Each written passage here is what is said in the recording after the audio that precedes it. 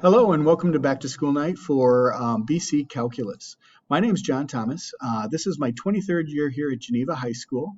Over that time, I've had the luxury to be able to teach virtually every class that we offer and also serve several other roles here at the high school, from wrestling coach to cafeteria monitor to my current role as math department chair.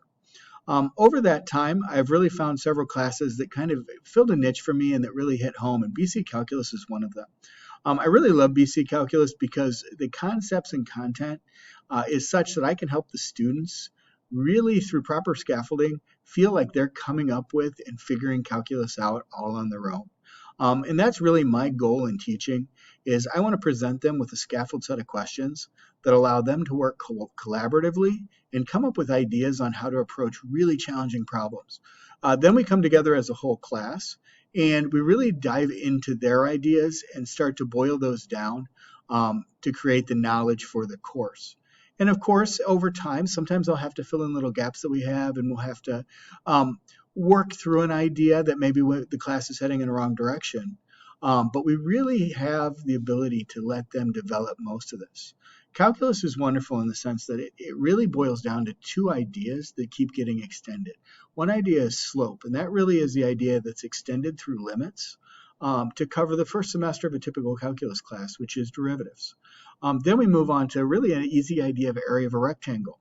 And we take that idea and we extend it through limits to build the entire realm of integration and help them deal with problems involving area under a curve, problems involving accumulation of change.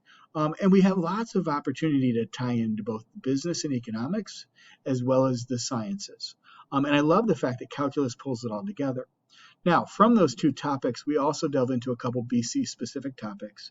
One is looking at things from a polar and parametric standpoint.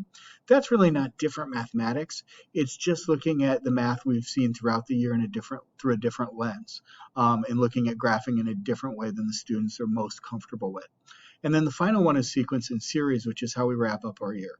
That's a topic that tends to be tough for students, but through a series of activities, we really help them understand it. Not just get them to the point they're able to do the problems, but really understand why certain series and sequences are converging and why some aren't. And it really builds on the ideas that we build in integration.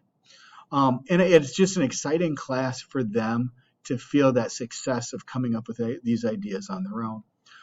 Now, the class is built around the College Board curriculum for BC Calculus. It's roughly equivalent to a first and second semester calculus class at a major university.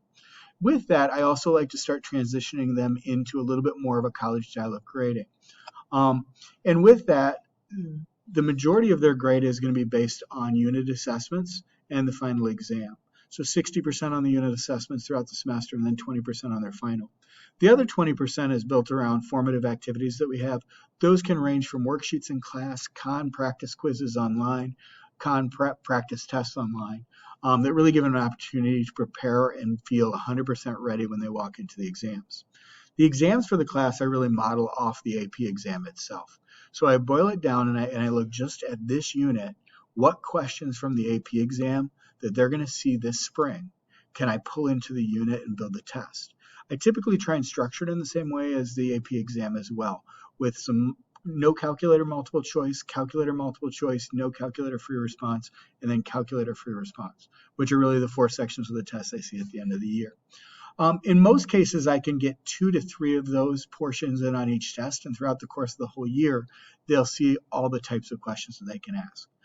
My goal is first and foremost to help them understand the material from Calc 1 and Calc 2, and my second most important goal is to get them ready for that AP exam.